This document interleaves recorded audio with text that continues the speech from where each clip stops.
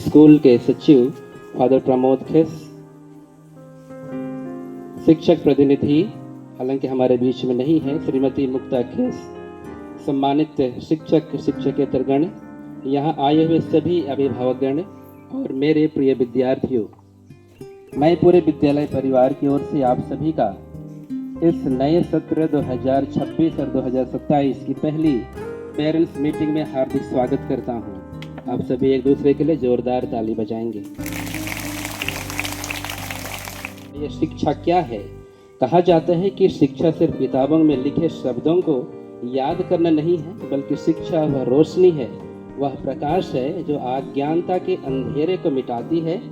शिक्षा हमें यह सिखाती है कि क्या सही है, गलत क्या है, कैसे जीना है और क्यों जीना इस दुनिया में।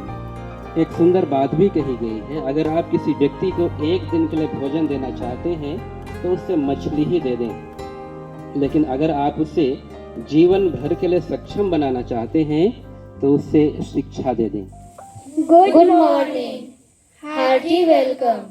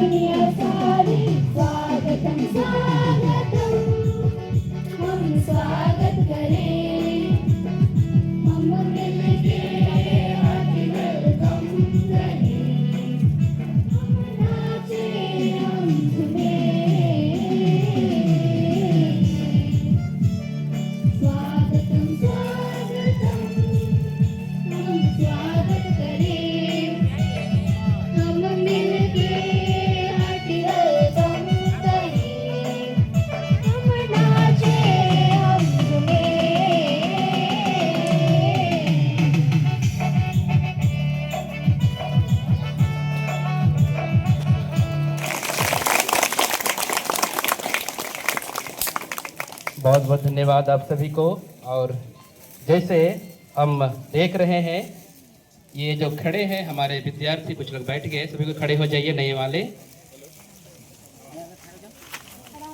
ये पहली बार हमारे स्थित 10 टॉपर्स को भी और आप सभी प्यारे विद्यार्थियों, आज का समारोह महसूस करने और उससे और अधिक प्यार करने के लिए हम सबों को प्रेरित करता है। तो आज के इस समारोह में मैं सभी प्यारे अभिभावकों को और नए हमारे नन्हे मुन्ने स्मार्ट और चमचमाते चेहरे बच्चों को विद्यालय परिवार की ओर से दी है। केवल हम चुनाव करेंगे, अपने बच्चों को यहाँ इस स्कूल में लाएं और हम दाखिला करा देंगे, उतना ही नहीं, हमें रोज दिन मेहनत करना है। हमें रोज दिन उसके भविष्य की उज्जवल बनाने के लिए हमें मेहनत करने की आवश्यकता होती है। तो आज मैं इन्हीं ओपनिंग भाषण के साथ में, संदेश के साथ में आप सबों को पुनः मैं आज के इस कार्यक्रम में शामिल होने के लिए और हमारी बातों को आज सुनने के लिए और आपकी बातों को सुनने के लिए और हमारे इस विद्यालय में जो भी कार्यक्रम हो रहे हैं उससे आप सबों को भी हमारे फीलिंग्स को, हमारी भी सोच को, हमारी भी जो चुनौतियां हैं उन सबों को आपके सामने हम रखना चाहते हैं, ताकि हमारी चुनौतियों को, हमारी तकलीफ को आप भी समझेंगे और आप भी हमारा सहयोग करेंगे। तो हम सब को मिलकर के इस विद्यालय को एक आदर्श विद्यालय बनाना में हम सफल हो सकेंगे और हम कदम से कदम, हाथ से हाथ मिलाकर आगे बढ़ पाएंगे। इन्हीं उम्मीद और आशा और स्वागत के साथ में पुनः मैं आज के इस कार्यक्रम को फिर से आगे बढ़ाने के लिए मैं संजय सर को आमंत्रित करता हूँ। बहुत बहुत धन्यवाद। मेरे प्रिय विद्यार्थियों,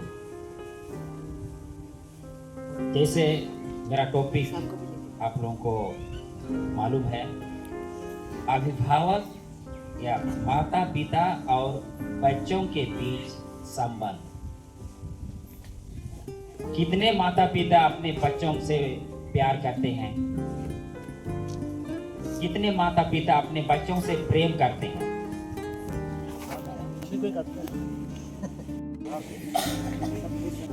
कितने बच्चे अपने माँ बाप से प्रेम करते हैं?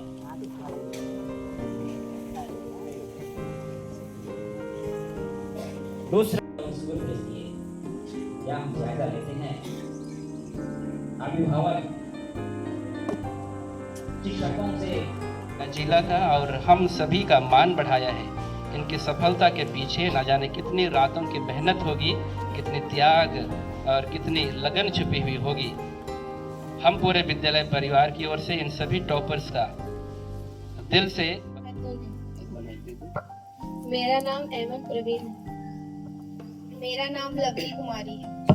ठीक है, चलिए मैं सबसे पहले फराह से क्वेश्चन पूछता हूँ। एक ही क्वेश्चन को अपने तरीके से जवाब देंगे। तो मैं जब 10th क्लास में आई तो मैं पहले से ही बहुत सीरियस हो गई थी कि मुझे 90 प्लस तो लाना ही है। मैं इससे भी ज़्यादा सोची थी और उसके हिसाब से सैक्रिफाइस मेहनत भी की, लेकिन उतना नहीं आया। लेकिन जितना आया मैं बहुत खुश हूँ। और मैं स्कूल 3 बजे घर जाती थी, फिर 4 बजे 7 बजे तक ऑनलाइन क्लासेस करती थी। फिर उसके बाद सेल्फ स्टडी करते करते मेरे रात का 3 भी बज जाता था। तो मेरा सपना था डॉक्टर बनने, और डॉक्टर में तो सब जानते कितना मेहनत लगता है। तो मैंने सोचा क्यों ना इसी से हम मेहनत करें और 10th में अच्छा रिजल्ट लाएं, ताकि अच्छा कॉलेज में हम एडमिशन हो सके और अच्छा लाए भी, अच्छा मार्क्स। और हम बहुत मेहनत किए 10th क्लास में। मेरा सपना है लॉयर बनने का, इसलिए हम लोग ने मेहनत किया। और कभी कभी हम लोग ने ऑनलाइन क्लास भी किया, लेकिन हम लोग यहाँ नेटवर्क कम होने की वजह से ठीक से नहीं कर पाए। बहुत धन्यवाद। चलिए अगला क्वेश्चन है। हम सभी विद्यार्थियों को एक ही क्वेश्चन सब। मुझे कुछ करना है आगे, और उसके बाद मन नहीं लगता था तो मैं मोटिवेशनल सॉन्ग सुन लेती थी, जिससे मेरा मन लगता। Very good.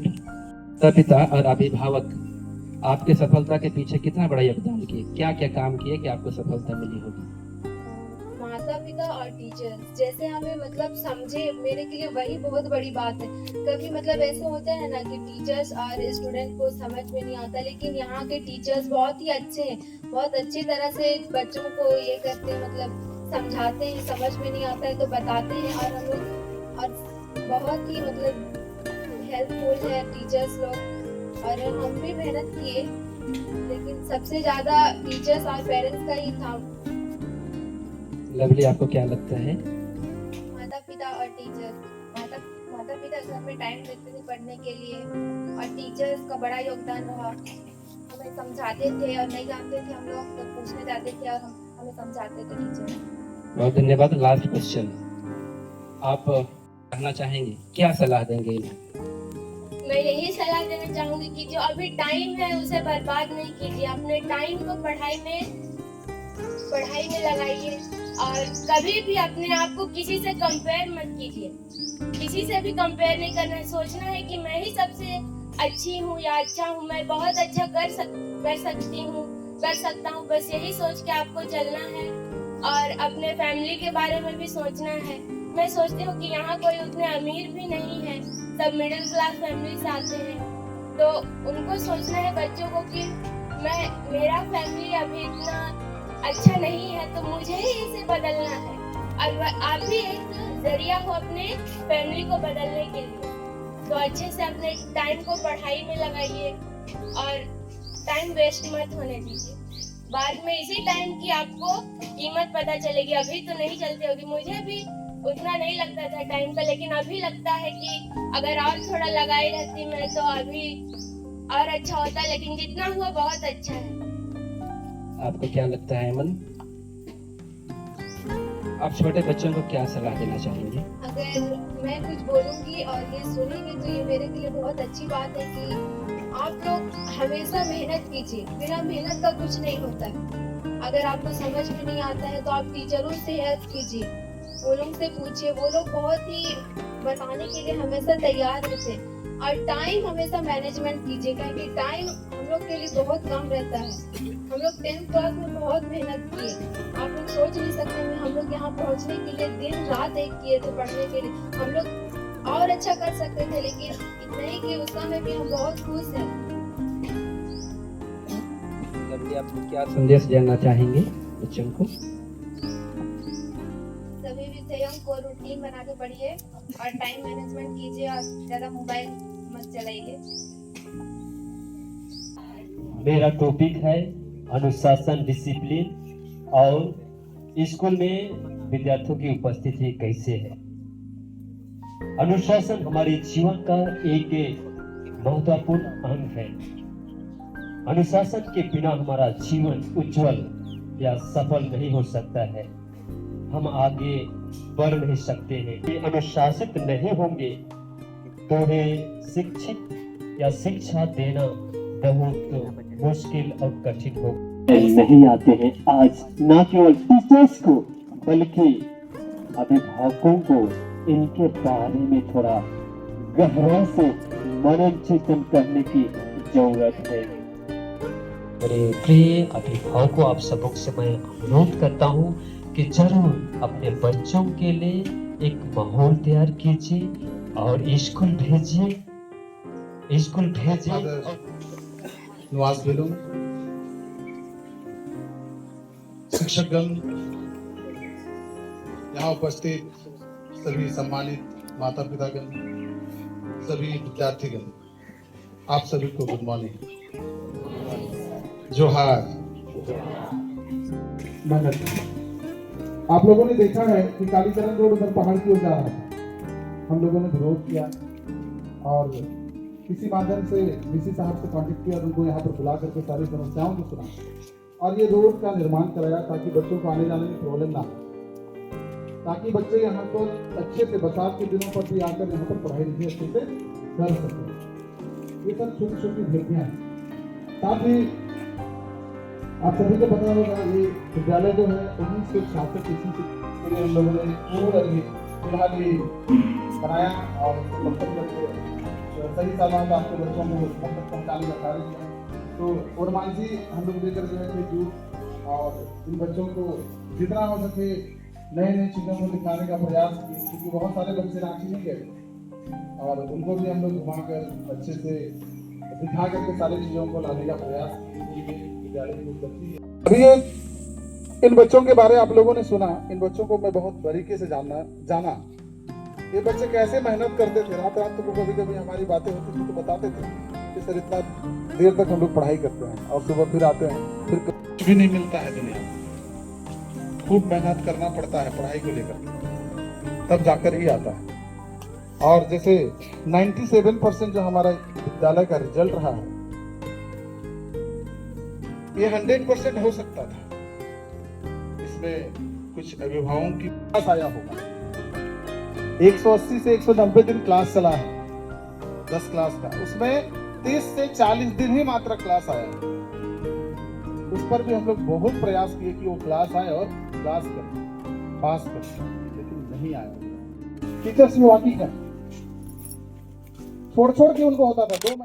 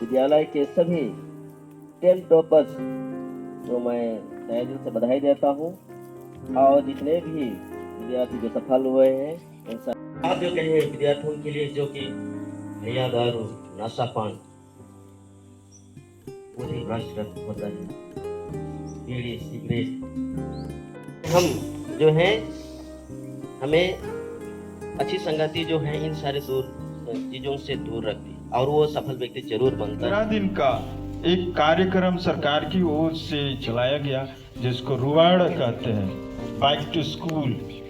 तो इसी के तहत में जो भी बच्चे शिक्षित हो गए हैं, जो छोड़ दिए हैं, उनको खोजने के लिए सरकार की ओर से एक अभियान चलाया गया और उस अभियान के तहत बहुत सारे बच्चों का जो छोड़ दिए हैं, जिनका उपस्थिति कम है, वैसे बच्चों को खोजने के लिए टीचर्स को विवश किया जा रहा है और बहुत सारे मीटिंग्स सब हो रहे हैं। तो इसलिए आप सबको मैं बता देना चाह रहा हूँ कि यदि आप अपने बच्चों को नहीं पढ़ाएंगे, सब चीज़ डिजिटल हो गया, सब चीज जो बच्चों का नामांकन है वो U-+ होता है।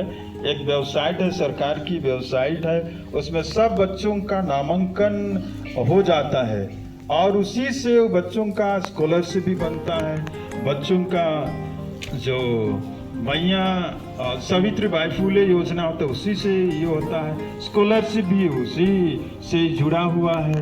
इधर ई कल्याण हो गया है और ऑनलाइन एंट्री हो गया है। आपको ऑनलाइन एंट्री होता है केजी क्लास में ही, केजी क्लास में ही आपकी ऑनलाइन एंट्री हो जाती है। और दिक्कत क्या होता है कि आपका जो ऑनलाइन होता है केजी क्लास में, आपके बच्चों को नामांकन कराते हैं तो उस समय बहुत सावधानी बरतना है।